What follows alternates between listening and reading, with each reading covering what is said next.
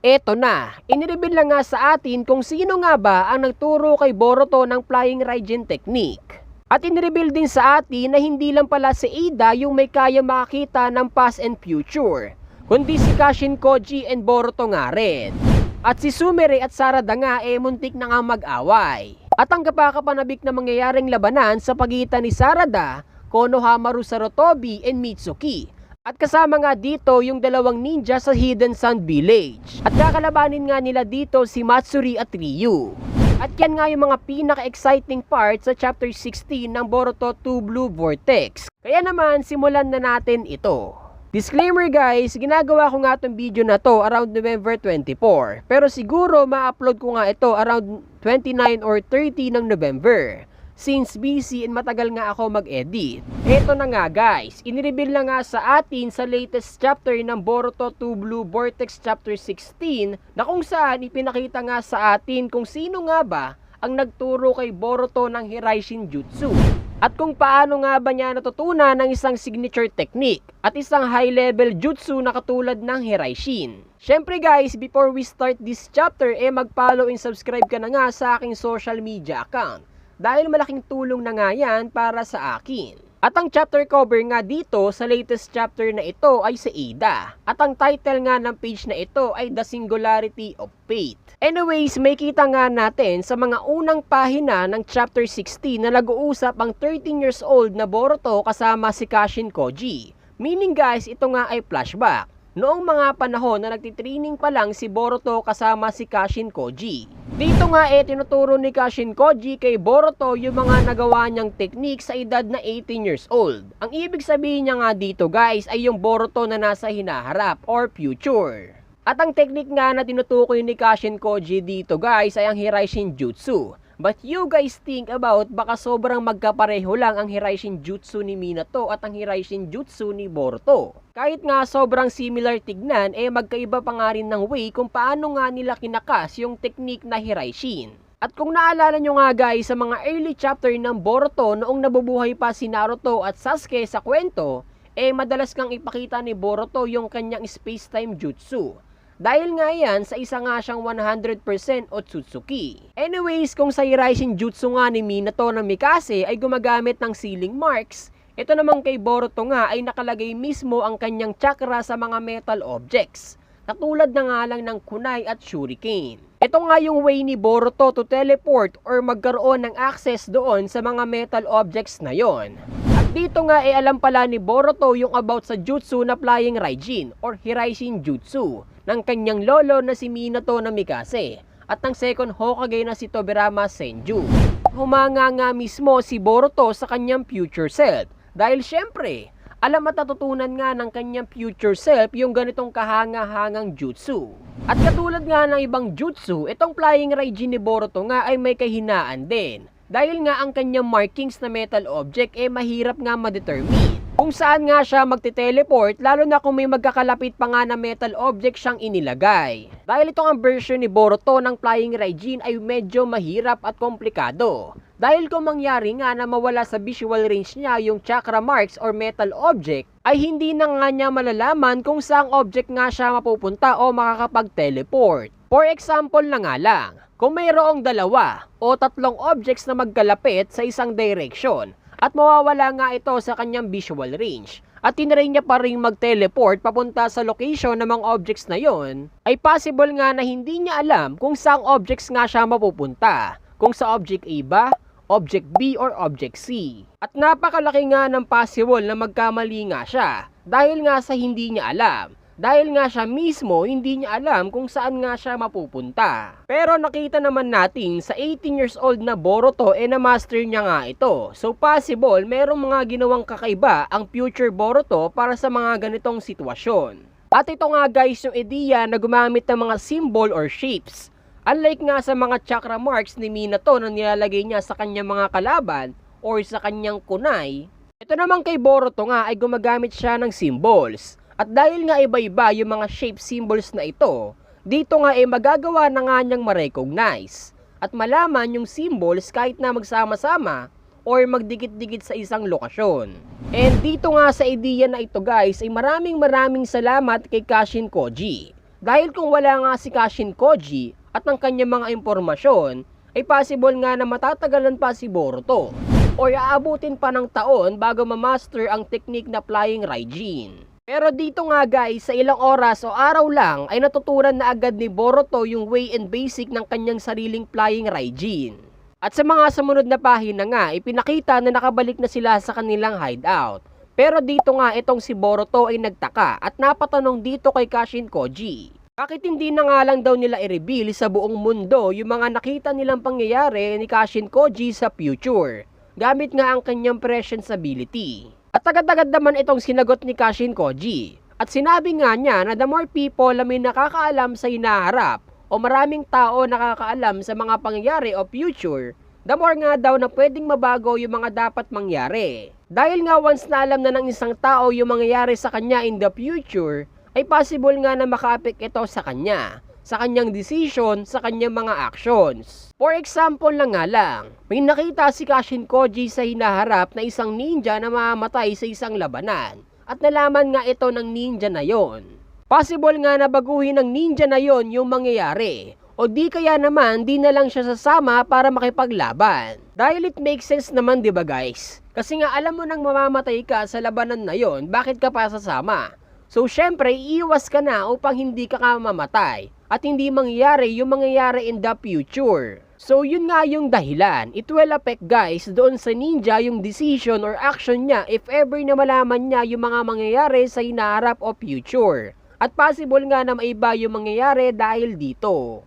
Dahil nga sabi ni Kashin Koji, the more na mas maraming tao nakakaalam sa mga mangyayari sa kanila in the future, the more din na mababago yung mga mangyayari sa hinaharap nila. Dahil possible nga na baguhin mismo ng tao na yon yung mga nakatadhana sa kanya. At dahil dyan, ay magkakaroon ng maraming pagbabago dahil sa knowledge na yon. At yan nga yung mga bagay na pinaka-iniwas-iwasan ni Kashin Koji na mangyari. Dahil imbis na maging advantage nga yan para makita yung hinaharap, baka maging disadvantage pa nga ito. At dahil meron na nga silang alam sa mga nangyayari sa hinaharap o sa future, ito nga si Boruto at Kashin Koji ay tinatawag nga na Singularity of Fate. Na kung saan sila nga yung pilit na binabago ang destiny nila o pilit na binabago yung mga dapat na mangyari sa kanila in the future. At sinusubukan nga nilang gumawa ng future based sa kanilang wants. So, di ba ang galing guys? At ang trabaho nga ng isang singularities ay gumawa ng pinakamagandang version ng kanilang futures. At sa mga sumunod na pahina nga, ay nabanggit ni Kashin Koji na hindi nga lang daw si Boruto at Kashin Koji ang tinatawag na singularities. Dahil nga alam ni Kashin Koji na in the future nga daw, may kita nga daw ito ni Ida. Somewhere itong pinag-uusapan nila ni Boruto. Gamit nga ang abilidad ni Ida na tinatawag na Senringan Dojutsu. So meaning, tatlo nga silang karakter na may abilidad na makita ang hinaharap. And I think guys, ito rin yung dahilan kung bakit natin nakita yung flashback na ito 2 years ago about kay Boruto. At imbis nga na sabihin sa Hokage o kina Sumire at Sarada ang kanyang mga nalaman about kay Boruto, mas pinili na nga lang ni Ida na manahimik at pagtakpan na nga lang yung mga bagay na nalaman niya. Not sure nga lang guys kung bakit. Pero siguro guys, dahil na rin isa nga din itong si Ida na Singularity of Fate. Dahil iniiwasan nga lang niya na mabago yung future. At kasama na nga dito yung pagprotekta kay Sumire at Sarada. Yes guys, dahil mas maganda nga na hindi nga alam ni Sumire at Sarada yung mga plano ni Boruto at Kashin Koji. Dahil possible nga na mabago yung future o dapat mangyari. At yun nga lang yung mga bagay at reason na nakikita ko dito. At ang tanging mga bagay lang na sinabi ni Ida kina Sumire at Sarada ay wala nga daw siyang nakita o nakuwang info about kay Boruto. Pero dito nga guys ay nag-aalala pa rin si Sarada at hindi pa nga rin siya satisfied sa mga sinabi ni Ida. Kaya naman gustong gusto nga niyang tulungan si Boruto. At gustong gusto nga ni Sarada na malaman mismo kay Ida kung nasaan mismo si Boruto ngayon sa kasalukuyan. Pero biglang nagsalita dito si Sumire at parang nagalit kay Sarada. Sinabi nga niya kay Sarada na dapat isipin din daw ni Sarada na baka ito talaga yung gustong mangyari ni Boruto. Na sa mga lumipas na taon wala nga silang malamang ibang impormasyon o balita about kay Boruto. At hindi nga sila masyadong bigyan ng impormasyon dahil na rin sa gusto nilang umiwas sa mga possible na mangyari na kapahamakan. And it's because of that, ito nga din daw yung dahilan kung bakit sa mga nakalipas na mga taon ay namuhay sila ng tahimik. payapa at walang gulo. That's why hindi nga nila dapat habulin si Boruto. Pero bigla nga nagsalita dito si Sarada na hindi mo ba nakita yung mga nangyari na muntik nang mamatay si Boruto. Noong labanan nga ni Boruto si Jura sa nakalipas na chapter ng Boruto 2 Blue Vortex. At ika pa nga ni Sarada ay sobrang reckless o delikado para kay Boruto na harapin lahat ng mga monster na ito ng mag-isa. Pero sabi nga dito ni Sumire na subukan mo ding ilagay ang sarili mo sa sitwasyon ni Boruto. Sa tingin mo kaya mas gugustuhin ni Boruto na maglihim ng mga bagay-bagay na dapat alam natin? At dito nga ay hindi nga makapagsalita si Sarada. At sabi pa nga ni Sumire, hindi man lang daw iniisip ni Sarada yung feelings ni Boruto. Kahit nga daw yung feelings niya mismo kay Boruto ay hindi rin iniisip ni Sarada. So meaning selfish nga itong si Sarada. Dahil nga guys, noong first time nga nilang makita si Boruto after ng makalipas na taon or more or less 3 years, ay bigla nga niyakap ng mahigpit ni Sarada si Boruto sa mismong harapan ni Sumire. Kahit nga daw alam naman ni Sarada na may feelings din ito kay Boruto. Kumbaga guys, sobrang selfish nga daw noon para kay Sumire. Dahil nga imbis na parehas silang yumakap, biglang si Sarada lang yung yumakap kay Boruto. Parang ganon. Dahil nga gusto din ni Sumire na respetuhin din ni Sarada yung feelings niya para kay Boruto. Dahil si Sarada nga nirerespeto niya yung kung ano man yung feelings ni Sarada para kay Boruto. Pero dito nga ay never nga niyang na-receive yung kung ano man yung ginigib niyang respect for Sarada. So kawawa naman itong si Sumire. Sa sobrang unfair nga ng mga nangyayari dito guys, pati nga mismo si Ada na nasa mismong tabi nila ay hindi makagalaw at makapagsalita. Kumbaga nag-goosebumps nga siya sa mga nangyayari. At bigla nga nagsorry si Sumire dito at tumakbo. Pero bigla nga siyang huminto dahil tinawag nga siya ni Sarada na klase rep. Dito nga parang nagpantig yung tenga niya o na-open. At sinabi nga niya kay Sarada na hanggang kailan mo ba ako tatawaging klase rep? Kumbaga guys hindi pa rin nagbabago yung tawag ni Sarada kay Sumire. Dahil na-stuck na nga siya sa class rep, which is nung academy days pa nga ni Sumire nickname yon.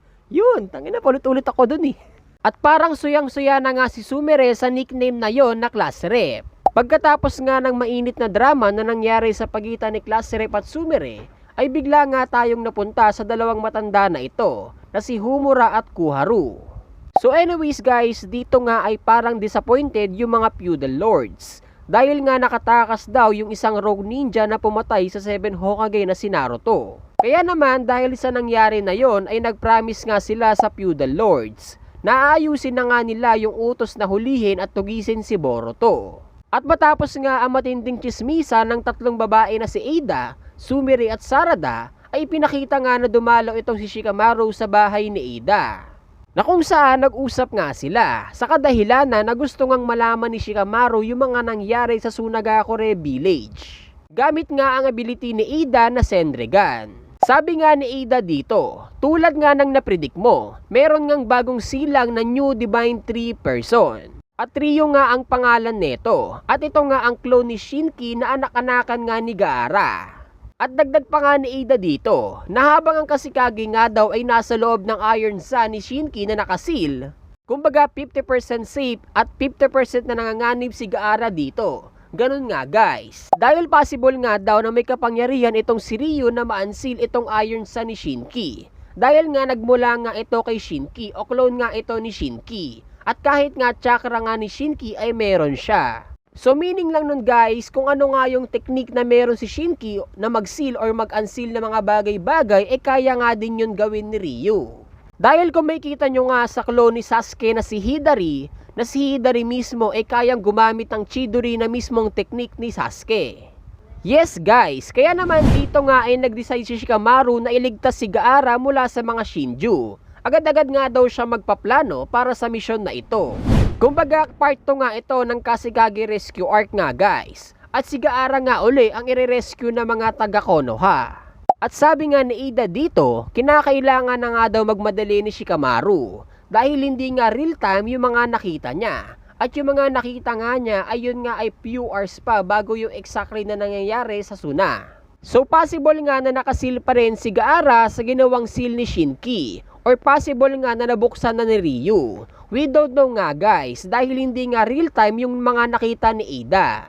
At dagdag pa nga ni Ada na hindi nga daw niya pwedeng tignan yung real time situation. Dahil nga noong huling sinubukan nga daw ni Ada na gawin na manood ng live, nakita nga siya ni Mamushi. Pero di ko nga alam guys kung paano, bakit niya nakita o paano nga siya nakita ni Mamushi. At dahil nga doon ay natakot na nga ulit subukan ni Ada na manood ng real time situation, kaya naman ay hindi na nga niya ulit sinubukan. At alam din pala ni Ada na tinulungan ni Shikamaru si Boruto na makatakas sa nakaraang chapter gamit nga si Mitsuki. Una nga nagmamaang-maangan pa nga si Shikamaru. Pero syempre di siya pwedeng magsinungaling sa taong kayang bumalik sa past and pumunta sa future. Pero sabi naman ni Ada dito guys kay Shikamaru na hindi ka naman dapat mag-alala. Dahil wala naman akong balak na ilaglag ka o sabihin sa ibang tao yung sikreto niya.